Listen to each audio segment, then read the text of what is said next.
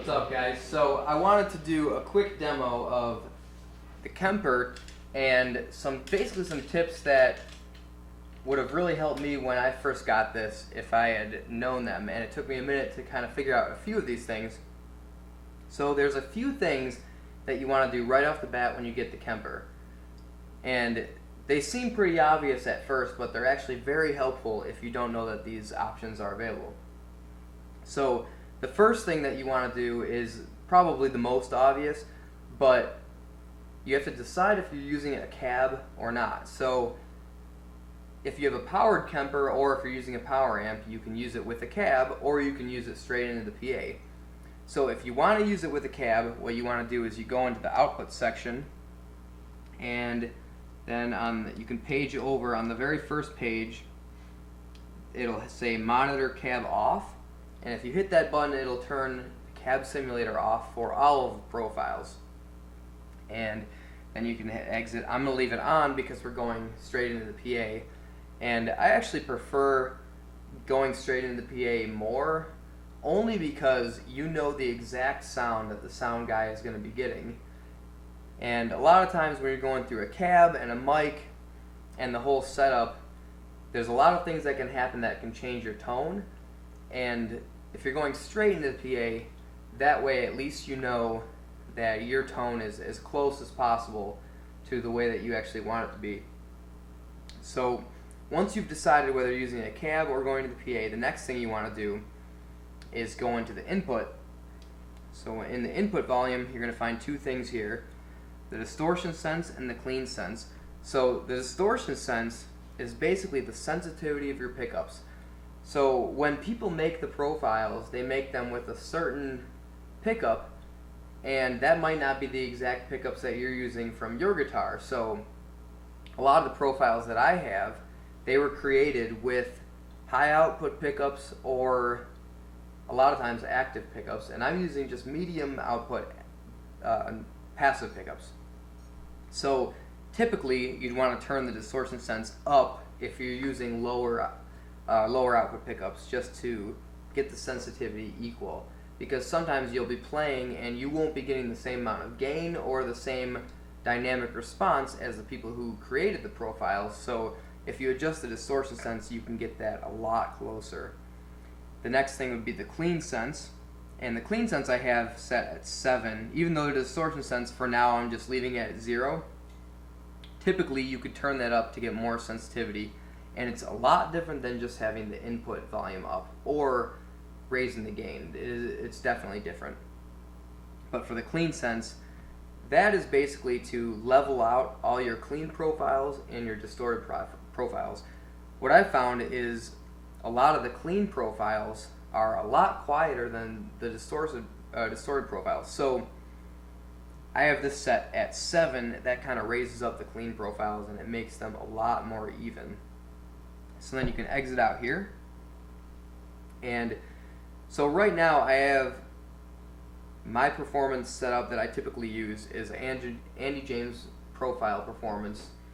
And so what we're going to do is we're going to create a new one. So if you scroll up, we'll scroll up to new performance, and there's one slot activated, so we can pick that one slot. We can't choose any of the other slots because they're not activated yet, but they always have the first one activated. So the first thing we're going to do is we're going to pick a clean tone, and we're going to pick Andy James's AC30.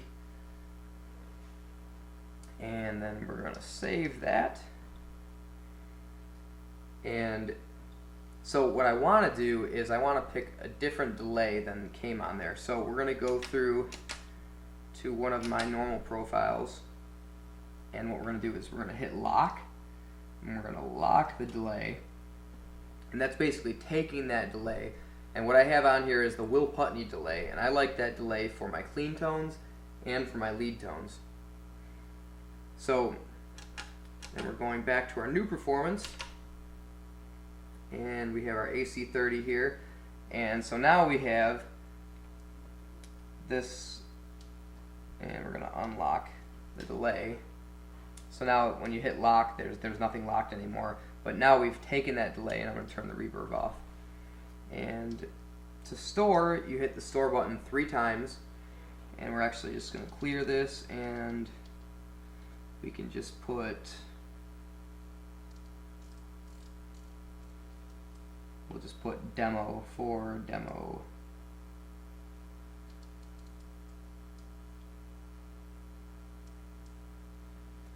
And you can also adjust the name on the computer if you use the rig manager. But we're just doing it through here because we're just writing demo, so it's not very difficult to put that in. So the next thing we want to do is make a rhythm tone. And so the rhythm channel is not activated yet. So what we have to do is, you can see that that spot is blank. So if you scroll over using the rig toggle, and then you can kind of, if you twist browse, you can exit back out. Now it says slot, so it says something in there, so it's actually activated. So we're gonna take some STL tones, 6505, and then we're also going to add a tube screamer. So this is set onto distortion.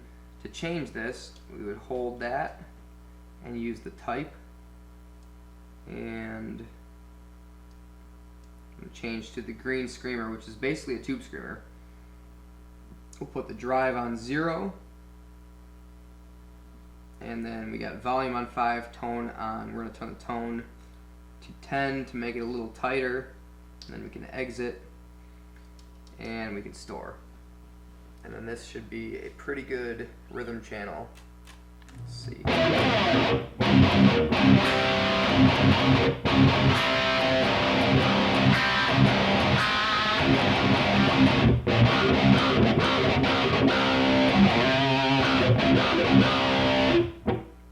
And then so we got clean channel and the rhythm channel.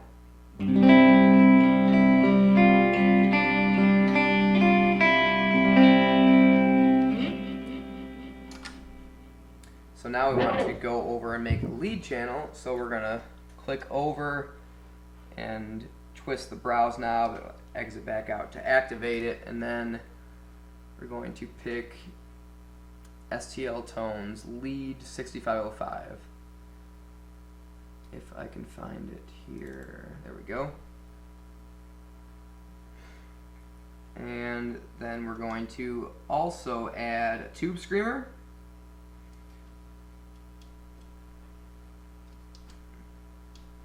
Hold that button, we'll switch the type to green screamer, turn the drive down, and then we'll leave everything else how it was, exit out of there, and then, so there's already a delay on here. I want a different delay, so I'm going to go steal my delay, which is the same Will Putney delay. So we're going to lock the delay from a different profile. Then we're going to go back up to the performance we had. And it looks like I have to redo this here. So we're going to activate that. We're going to pick a profile, turn on a distortion pedal, change that to a green screamer, and then turn the drive down, exit, and hit store 3 times, and then we should have the tone I was looking for here.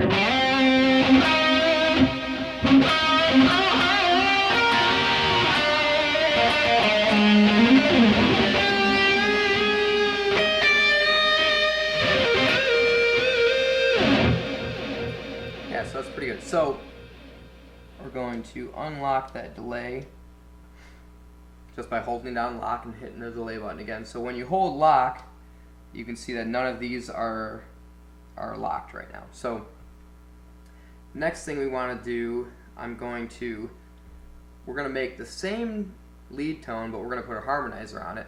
So we're going to just copy the lead tone, just hit copy, and then we can go over here activate that, hit exit, and then we'll just hit paste. And so that should paste the exact same tone. We'll store that, and then what I want to do is I want to steal the harmonizer that I've already made from a different profile. So we're going to go down, find the harmonizer here, so we're going to lock that harmonizer, and then we're going back up. And so now the harmonizer is on. We can hit store 3 times, and we can unlock that harmonizer. So now we should have lead with the harmonizer on there, and I might have to increase the rig volume. The harmonizer for some reason lowers the volume, so I'm just raising the volume a little bit here, and store that. So now we have the same lead with the harmonizer on there.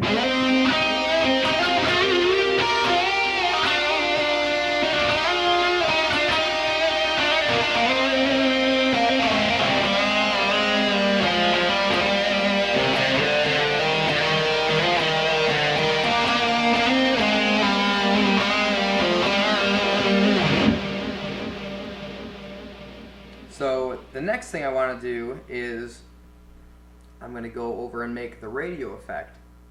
So I want to keep the harmonizer and the delay on, so we're locking the delay and we're locking the harmonizer. Then we're scrolling over to the empty slot, we're going to activate it, hit exit, and I'm going to pick STL Tones Radio Effect. And we're also going to add the tube screamer to this. So we're turning on the slot, we're going to change that from that distortion pedal to green screamer. Also going to turn the drive down to 0. Don't need that. And then exit and save. And then we can unlock our delay and our harmonizer now that we've moved them over, and then we'll have our radio effect.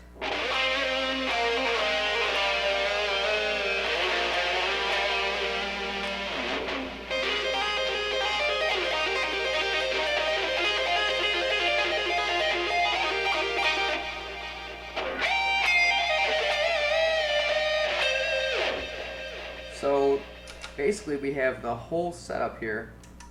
Clean rhythm, lead with the harmonizer, and then we have the radio effect with the harmonizer. So let's see if we can see what they all sound like. So rhythm channel, well actually clean channel first would be the AC30.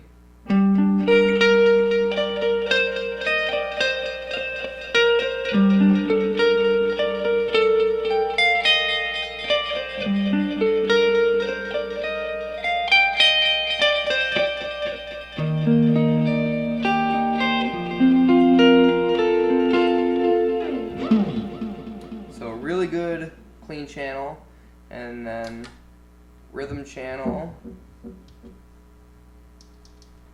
making sure the delay is off for the rhythm channel.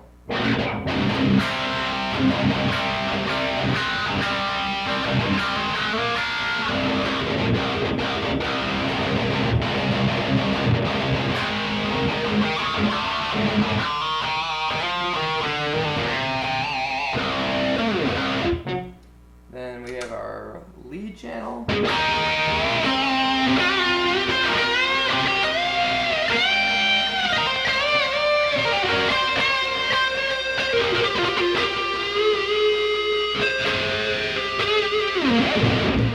Then we also have the lead channel with the harmonizer.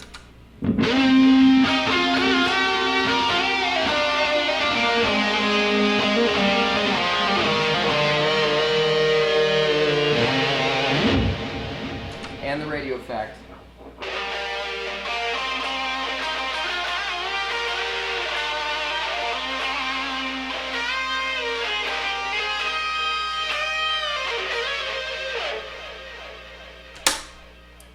So that's it. We have a whole profile set up, or a whole performance rather, of 5 different settings.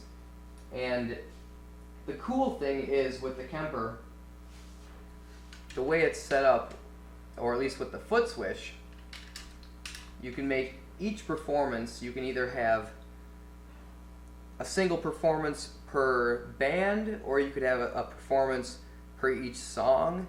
And while you're playing live, you can have 5 different settings per song, and then hit song 2, have 5 more settings for song 2, hit song 3, have 5 completely different settings for song 3, and just keep going through your whole set. So live, your performances will all be set up, and that's pretty awesome actually.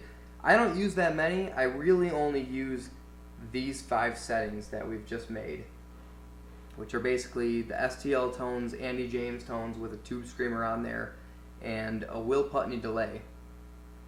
And those sound really good to me, honestly. I don't need anything more for a whole live set, but if I were playing with maybe a different band or for a different setting, I might make a different performance just for that different setting. So this, for me, if I were to play live, this is what I would use, or even in the studio.